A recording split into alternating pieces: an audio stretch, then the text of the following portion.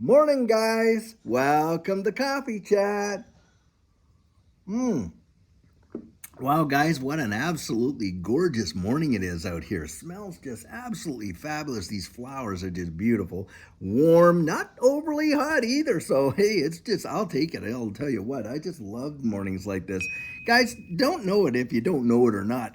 Usually, when I'm coming out here and doing this coffee chat, I'm literally sharing with you the very first coffee of my day. And most times, it's actually the very first few sips I've ever had in the morning as well. So, I really love doing that, just coming out and doing this time with you and kind of like getting our day all worked out and stuff like that. It's really actually a great pleasure for me today, guys. The article that I was reading, I'll tell you what, this one is big time confirmation of all the things that we have been talking about over the last little bit.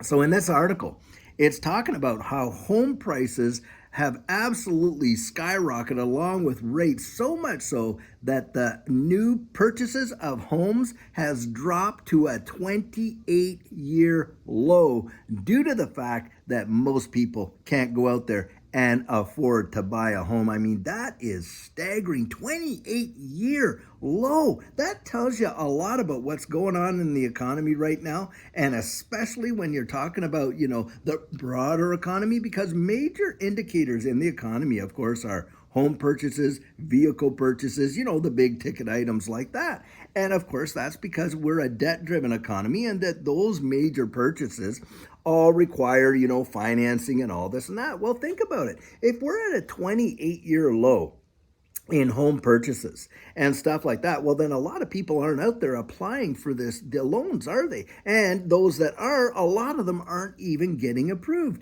And in a debt-driven economy, that spells what, guys? You got it, a big time liquidity crisis, because hey, all those subsequent businesses that are, the home builders, think about that. If people aren't able to go out there and buy new homes, then hey, you're not out there seeing new homes getting built. And of course, it's all the reverberations, the materials that go into new homes, the construction workers that absolutely do the labor in the new homes, and on and on and on. And the spin-offs in the economy are absolutely staggering. And you get a metric like that, 28-year low, that is unfathomable. And then you got the average median price of houses just going ridiculous because of what? Inflation, right? So it's not so much that the value of the house has gone up, but more so that the value of the dollar has come way, way down. And so here we are sitting on a situation where it is literally it's kind of like one of the signs, of a heart attack in the body. This is a heart attack sign for the economy. We're literally watching it in real time. Now, think about it, guys. Back when I bought my first home, it was like what, $62,500. That's what it cost to buy a first home way back in those days. And I'll tell you what, nowadays you're literally 10 times that in a lot of jurisdictions where you're anywhere between, five, six, seven, $800,000 just for an average home. And with the big shocks to the economy and all of these jobless, like I read another article this morning where they're having to actually report the loss of jobs over the last month. They're readjusting it. 650,000 more jobs that have been lost in the last 30 days. I mean, you're literally watching the handwriting on the proverbial wall, and yet out there they're telling us how amazing things are. Oh, it's going to recover. It's great. It's this, it's that. Oh, we're not in a recession yet. You're kidding me? We're well beyond recession as far as I'm concerned. It's just obscene. And it kind of really upsets you because you're thinking of your kids, you're thinking of your grandkids, you're thinking of the world that's being left to these future generations. And it's no wonder that a lot of these people feel that the last generation, basically, climbed up the ladder of success. And once they got to the top, they pulled the ladder up behind them, leaving no opportunity for anyone else. They really do feel that, it's our generation that destroyed the opportunities for their generation. And to a certain extent, yeah, that's true. But it wasn't all of us, guys. I'll tell you that. I mean, there's a lot of people out there that did not want, most of us would not have voted in all this nonsense, but you got all these groups out there. You got all these central bankers with an agenda, mind you. Pandemic has provided an opportunity for a reset.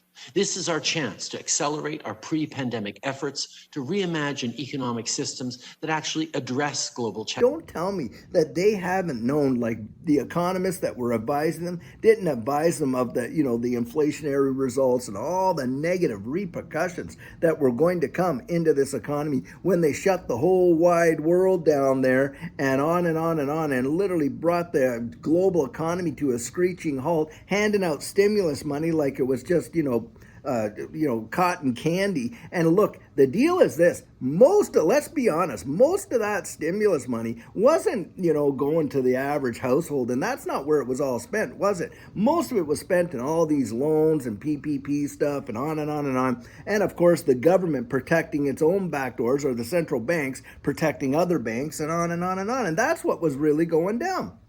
And now look at, here we are in a situation where the average person in a lot of ways can't even afford to make it. I mean, you're seeing folks losing their dreams right in front of their faces. The whole American dream, what is to be able to own your own home, maybe a little white picket fence and all that kind of stuff. Well, that's off the table. It's not even in existence anymore, and you're watching it right now happen in real time. And then on top of that, look, we got people that are literally using credit cards, not to make, big time purchases or, going out to eat or this or that. No, they're using it to pay their average bills and things like that. And reports have come out, and we reported on it just a few weeks back, that a lot of people are at their limits with their credit cards, and the defaults on credit cards are absolutely massive. It is becoming an epidemic, and that's the kind of thing that's going on right now. It is truly insane.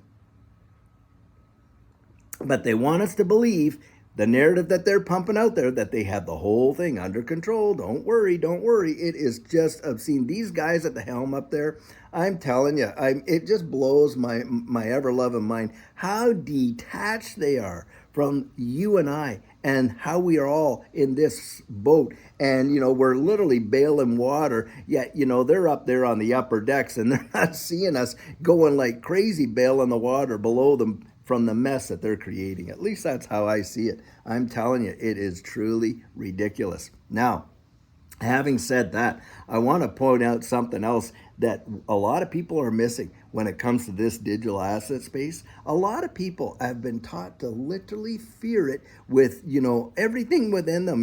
They think it's a big scam. That's what comes out from a lot of these politicians, on and on and on. Yet the same people are in the back rooms negotiating the deals for the infrastructure of our new digital economy. I mean, you can literally see it, guys. I mean, if you were to go and look up at one of my, subscribers encouraged me one time, said, "Hey, David, you need to go and check out, the patents and research patents off." So we did. Him and I, we went out together, we researched the patents, and we typed in, distributed ledger technology. Guys, I'm telling you, the amount of patents that have been filed in the last 6 months with respect to distributed ledger technology, and guess who's all doing it? You got it, guys. Bank of America, Wells Fargo, JP Morgan Chase, you got BlackRock in there, all these major bankers filing patents galore, hundreds and hundreds of them, for distributed ledger technology. Don't tell me that it's not going to be implemented and used. And in fact, in some cases, it's already being used. And most people are absolutely missing it. They're literally being convinced to be terrified to absolutely follow the cure. Because look, you and I, that have gotten in early and invested into this space, what we've really created for ourselves is a shelter for the storm, a counterbalance to all that's going on in this environment. Because when this inflationary environment really takes off, guys, we're just seeing the very tip of it, but that iceberg. But when it really comes crashing in, I'm telling you what, it is going to be absolutely insane, in my opinion, as to what transpires. It's going to be biblical, really. And yet, there is a shelter for that storm. It's called getting prepared. Getting your financial house in order. Getting, yourself invested in a space that will be able to be an insulation. Yeah, we're going to feel a bit of a pinch, but it won't be as bad. Why? Because we know what's coming down the road. You can see the future. You literally can see the infrastructure. Building out the central bank digital currencies. They're talking about all the digital IDs. You're talking about getting NFTs out there to prove ownership of property. Fractional ownership in properties and things like this. I mean, it's all coming, and in a massive, massive way. Now, if you kind of get ahead of the curve and you get in, you're buying these things, in the pennies right now, less than $1, some of these assets, truly amazing when you think of the fundamentals. But guys, that's why they sow all this fear out there and uncertainty, and they literally are crushing the little guy. A lot of people don't even have that kind of expendable cash to literally go out there and make any kind of investments. Why? Because most of their money is going to service debt beyond what they need to live in their home, the groceries and, the utilities and that. A lot of the rest of it is out there servicing debt. And I'm telling you, this whole idea, this whole debt-driven economy is what's keeping people in absolute servitude, and they're getting literally what they want. That, that planned obsolescence where you're just servicing, and you're really just maintaining. You don't even have an ability to truly save. That is absolutely obscene. We come from a generation, our parents and ourselves, like we were savers, guys. That's what we were. We saved our money. We planned up for a rainy day. It was delayed gratification. Remember when delayed gratification was absolutely touted as being, a real noble thing to do? Well, now it's not. They don't. Even the advertising is, hey, you can have it now. Go pay for it later. Your fridge breaks down. You walk into Home Depot. Guys telling you, don't worry about it. You don't have to pay for that fridge for 18 months and stuff like that. And literally, you don't even have to make one payment for 18 months in some cases. It's absolutely insane. And people go along with it, of course, because they're taught to, hey, satisfy that desire now. Don't exercise any, financial stewardship or discipline in your life, and on and on and on. And guys, that's what keeps you in the poorhouse, isn't it? It keeps you from achieving your dreams. You gotta have those disciplines built in. And yeah, sure, it hurts to kind of go without for a little bit, but Judy and I did it. A lot of people ask this question. They'll say, hey, how am I ever going to get any money? You guys to invest, guys, you need to have a no account. Wow, what's a no account? Well, hey, every time you say no to Starbucks, every time you say no to getting an extra pizza that week, every time you say no to this, that, and of course you feel it. It's like, I don't really like it. But you take that money that you were going to spend, you set it aside.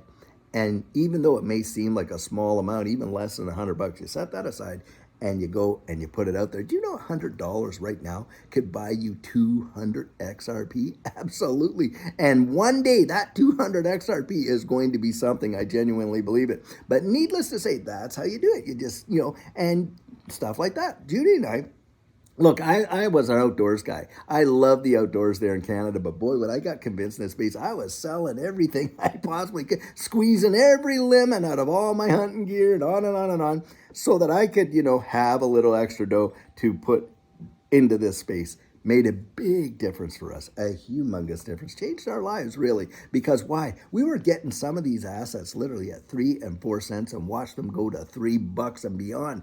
That's why. And it just really had a huge impact. I would encourage you to really think about that. Think about what's coming down the road in this economy, how you can insulate yourself, and whether and how it's worth to even start. Do not despise, as the scripture says, the day of small beginnings. I kid you not. Well, anyways, guys, I sure hope you're having an amazing Wednesday. And until later on when we have a fantastic video for you, have a great one and take care.